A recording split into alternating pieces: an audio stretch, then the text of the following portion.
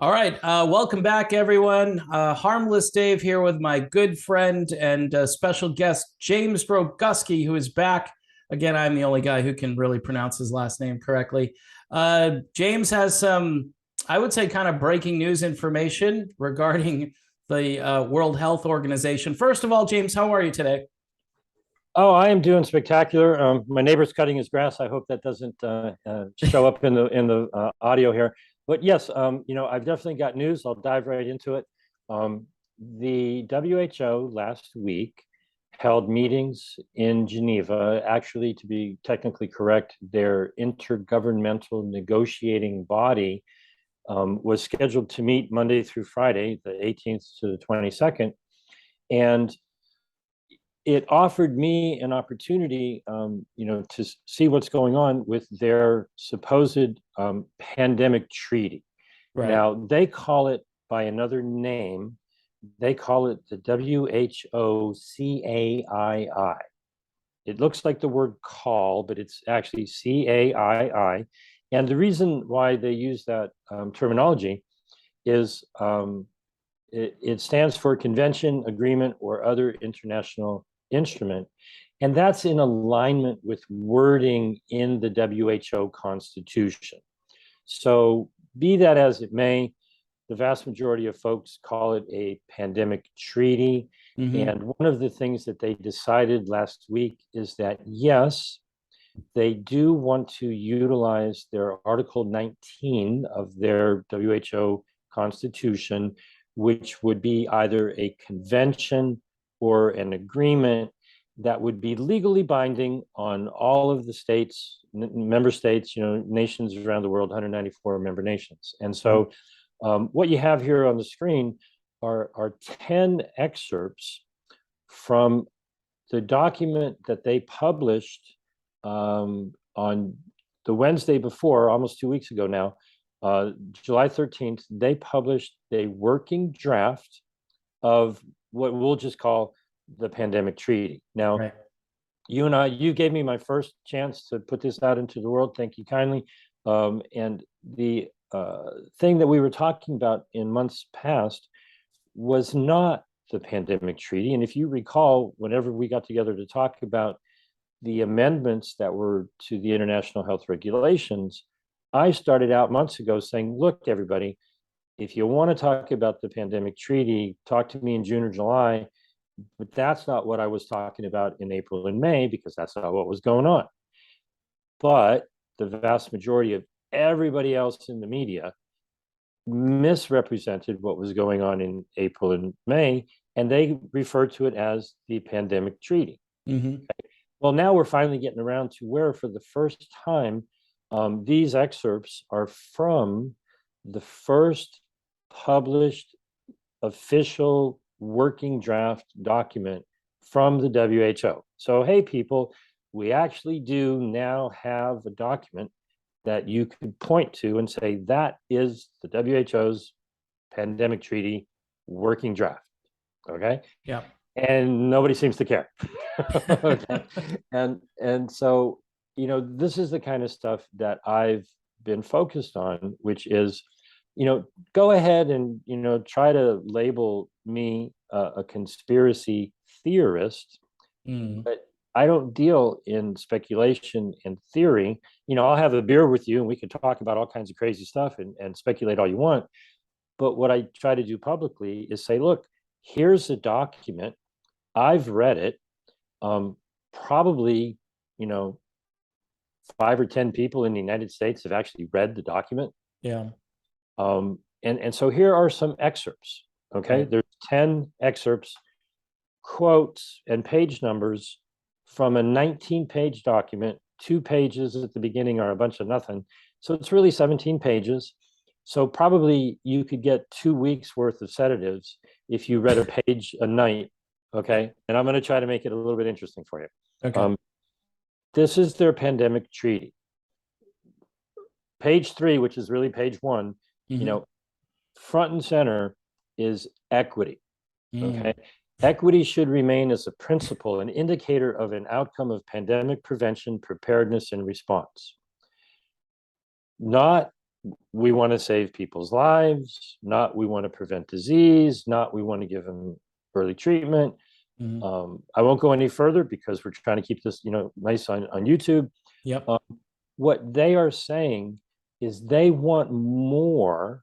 Okay, equity means they didn't get enough of the things that YouTube doesn't want us to talk about. And so the impoverished nations feel shortchanged because they didn't get that thing that I don't want. Okay, I hope that's very good. I hope that's code enough. Got my lingo down. Equity doesn't mean you've got some value in your home because you've been paying down your mortgage. Okay, equity means you want more of that stuff that we don't talk about here. Okay. Right. Yeah. Number two, support through national legislative or executive processes or procedures. Measures that will promote effective and transparent implementation and monitoring of, and I'll translate, this pandemic treaty. Yeah. Okay. A lot of words designed to put you to sleep, but what that really means, and I read this document for a week before I saw the pattern. There's the pattern in the document in part 4. They have 14 articles, right? 14 topics, issues, whatever you want to call them.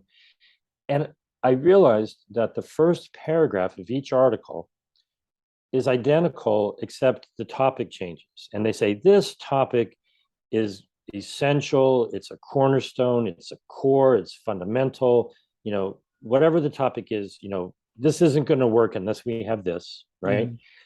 And then the last sentence in the heading of it says, basically, I'll paraphrase, when the member nations or the states or the counties or the provinces or the cities get around to crafting legislation or executive orders or whatever kind of regulations, local governments might try to do to implement in lockstep all of these things that are being discussed here. Okay.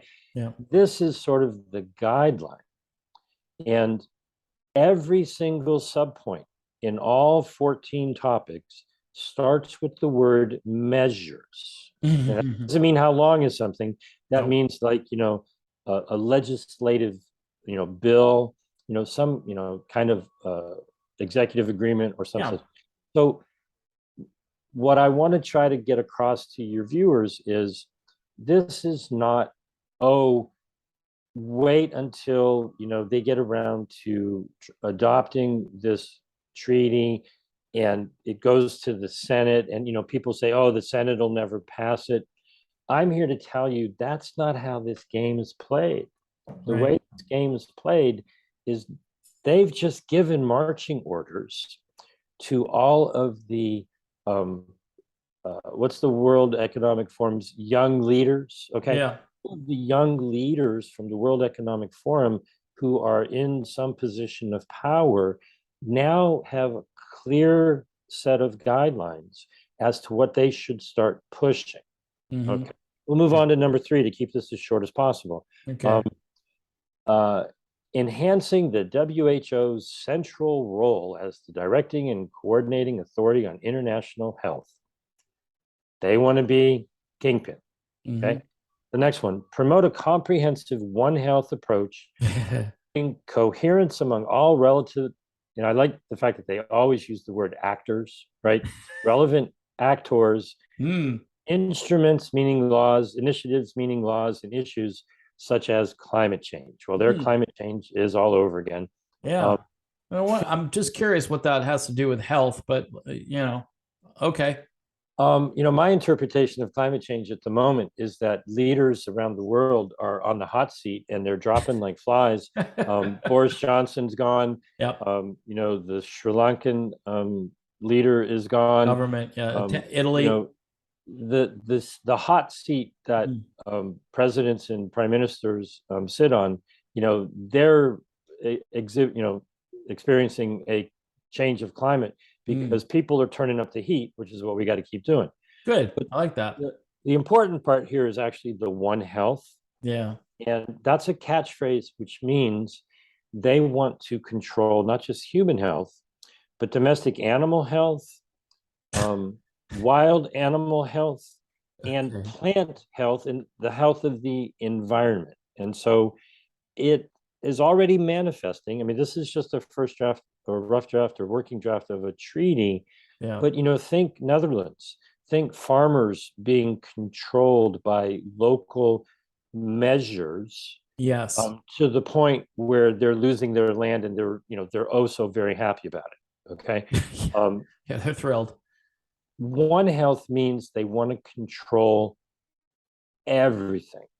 Okay. Gotcha. Farming, ranching, the environment, fertilizer, you name it. Okay. Animal, domestic and wild, and plant and human health. Okay. Next one down, I think we're close to halfway done. Ensure that actions at national and community levels encompass a whole of government and whole of society perspective. Wow. Okay. On one level, translation, certainly we want everybody to get along. Was it Rodney King and why can't we all get along? Right. Might have been Rodney Dangerfield, but yeah, I know what you mean. Sorry. They of course, it would be great if we could all kumbaya and work together and make the planet, a better place. Yes.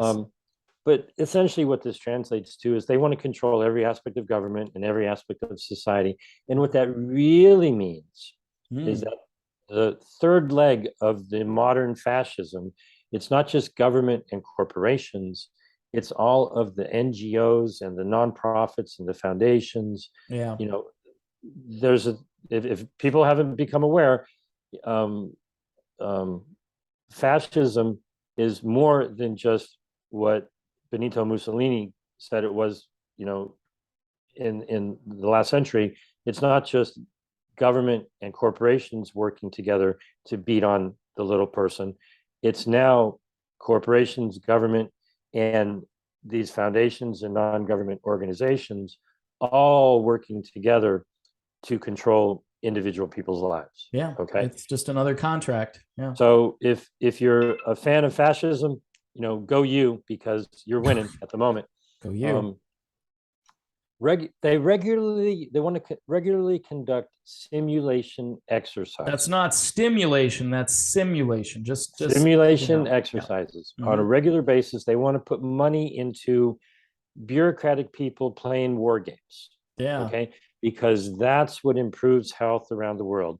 We don't need clean water. Nope. We don't need uncontaminated food. No. We don't need nutrition and, health and mental health and all that sort of thing. Let's play some simulation games. Yeah. Okay. Crank up the computer and let's tell you a couple of months in advance what is going to happen when they implement. I recall there was a little event that happened in the fall of sorry. That's okay. I just said it was a little event. It was a little. Okay. Yeah. And here's where you come in, Dave. Me. Yep. These next two items are actually from section 13 in part 4. Okay. They want to manage public information, risk communication, and infodemics. Ooh. You put a lot of information out there, you're contributing to the infodemic. They want to do that through effective channels, including social media. And hey, so are we? Hey, James, I think we might be information viruses, huh? We might be. I try. Oh God, I try. Yeah, all right. I said the V word, so I better stop. So yeah. In that same section, same page, they want to conduct regular social media listening. So maybe they'll be watching this. Is it listening specifically, or is it maybe like spying? I mean, all right, go ahead. This is interesting. In order to identify misinformation and so to design communications and messaging to the public and counteract that, misinformation, disinformation, and false news. Yeah. Okay. Kind of sounds like censorship a little bit. Yeah. The World Health Organization is worried that bad information will affect your health. Yes, it's true. God bless them. If you eat, I can tell you this: if you eat GMO food, it's probably going to mess around with your health. Just throwing it out there. Okay. Yeah. And last but not least, just a quick, easy top 10 here. Yep. Um, of course, it would be expected that the governance mechanism would be based in the WHO and supported by their secretariat. Of course it would be. The functions of the governance mechanism could include, without limitation, to govern the implementation, functioning, sustainable building, and progressive development of capacities, norms, and obligations after adoption of this pandemic treaty. Yeah, I see a lot of tomatoes in that word salad, James. Can you break that? Can you break that down for me, bud? I forget. Pinky and the Brain, I think, is the cartoon where they keep saying over and over and over again, "What do you want to do today?" "Oh, we want to take over the world." Okay. Yeah. That's their lingo for exactly that. They, Yeah. the reason, clearly, David, clearly, the reason why this whole thing has gone on for 2.5 years is the WHO has not had enough authority to control everything, because if they're so smart, they would have made it all go away in a heartbeat if we would have just done everything they said to do as soon as they said to do it. Yeah. Clearly. Okay. Yeah. And so the details, if you can let go of the screen capture, and we'll just chat for the remainder of what we have here. Sure. What they said they were going to do last week was that they were going to live stream 5 days worth of meetings. That's what they said they were going to do. What they did was they live streamed 2 days, and then they went dark. They had meetings on Wednesday and Thursday, and they were not live streamed. And on Thursday afternoon, they came back for a half an hour, and I kid you not, they congratulated themselves on how transparent they were, because they were doing their best now in this half hour at the end of the day, Thursday, to let the world know about the decisions that they had made in private over the past couple of days that will affect life on the planet. That is their definition of transparency. Yeah. We're going to tell you how it affects you, what we decided to do in secret. Okay. And this new definition, new meaning of the word, what is it? Newspeak from 1984, right? Yeah. So at the end of the day, Tuesday, though, they did actually give a little bit of news. They adjusted their schedule just a smidge. And on September 29th and 30th, they're going to have a public comment period that they canceled, that was scheduled for the middle of June, because they found out that when they had one of those in April, I found out about it 6 days in advance of the public comment period. Yeah. Told everybody I possibly could. I think it's probably when we first did a presentation on this. Right. And in 6 days, I did manage to speak before the WHO's meeting. Yes. Got my 2 minutes, and I had a handful, maybe like a half a dozen people who were like-minded who got to speak as well. And we got 36,000 people to put in a public comment. In June, the WHO actually admitted that the majority of those 36,000 comments, the question was, what do you want there to be in the pandemic treaty? And the majority of people said, we don't want no freaking treaty. Okay. And so immediately after the WHO fessed up to the fact that the majority of people who commented in April didn't want anything to do with the pandemic treaty, they canceled the June comment period. Yeah. Okay. And so, all right, now they have their first working draft, and that's all cast in stone. Well, maybe not stone. It's being chiseled into stone as we speak. And they're going to have a public comment period in September.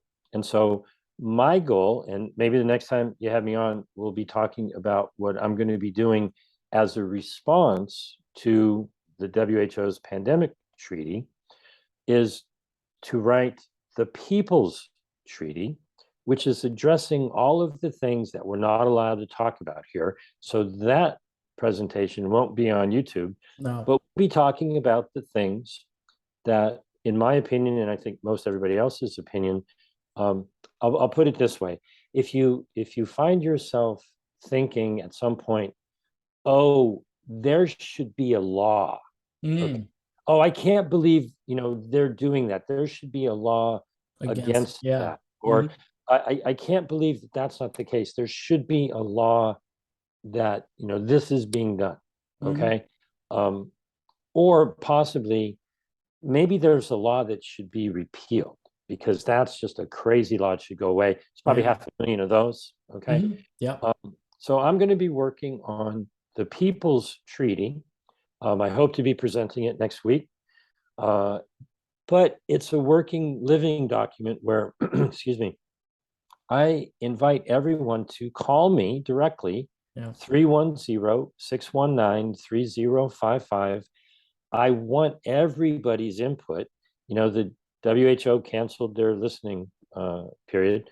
I think I have a pretty good list of things. Many people have already contributed. David, if you wake up tomorrow morning and you have an idea, text me, and I'll incorporate it into the People's Treaty, because over the next 2 months, I'm going to do everything I can to promote the WHO's pandemic treaty. I want the world to know that the WHO has up, for offer this wonderful 19-page document that people have been talking about the pandemic treaty for 20 months now. Yeah. And it's all just been a story, but now it's actually a document. Right. And then I'm going to say, well, here's the WHO's pandemic treaty, but here's the People's Treaty. Which do y'all prefer? Okay. Yeah. And I think I'm going to win that discussion. Right. Bigly. Okay. As some people might. Yeah. And I'm asking everyone to give their constructive criticism, their input. If you reach out to me, I'll share the draft with anyone, and I hope to publish it next week. Stay tuned. That was my question. I was going to ask you when that would go out there so people could take a look at it and maybe sign a petition for the petition. You know what I'm saying? Like maybe get James, if you could create maybe some buzz around the fact that there's an alternative to this WHO document, I think that would go a long way. To answer everybody's first question, how are you going to get the People's Treaty ratified? Okay. Well, I was raised that if you complain about something, if you see something's wrong, you should, raise a ruckus about it. Yeah. But only after you have an alternative.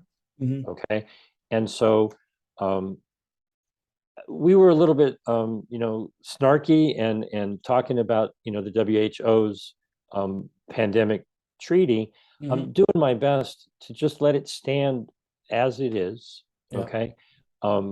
Allow people to read it for what it is, and ask themselves, does that address the needs of your life? Does that address the concerns? Does that hit your heartstrings? It's like, oh, that pandemic treaty from the WHO, that's really fixing my problems. That's addressing the issues that are of concern to me. There's just not enough, simulations going on, and we need more simulations. Right. There's not enough there's not enough top-down control. And when I see, like the WHO secretariat, first of all, I think it's a horse, right? I was thinking maybe they had a horse. Well, as a matter of fact, but a secretariat, that's fancy word for secretary. It's the people who do all I know. I'm just trying. I'm trying to be snarky here. So there you go. And so my hope and my crazy dream is that in 6 days, back in April, we got 36,000 people to submit a public comment to the WHO. Okay, they promised to post those things, archive them publicly, and that's a lot of comments. So it's taking them time. Their upload function is obviously really sluggish. Okay. They got a bad internet connection in Geneva or something. Kind of Uh, reminds me of that VAERS thing, but anyway, go ahead. Sorry. oh, you said that word. If now I have 60 days or so notice, I hope to get 500,000 comments that they can then ignore. I'm not naive. I know they're not going to listen. I know they're not going to change their ways. But still, if an organization that's trying to control the world asks you for your opinion, if you don't give it, then bad on you. Okay. But if you do give it, then bad on them. Right. Right. So by Right. all means, my goal is to have in 60 days 500,000 people who are aware and knowledgeable enough to submit an intelligent, thoughtful opinion, give their public comment, Mm-hmm. and mentally, may the force be with you. Sure. We won an enormous victory back in May simply because we got people to look in advance at what they were trying to do. And however it all came to be, what they were trying to do got kicked to the curb, and we won an enormous victory in May.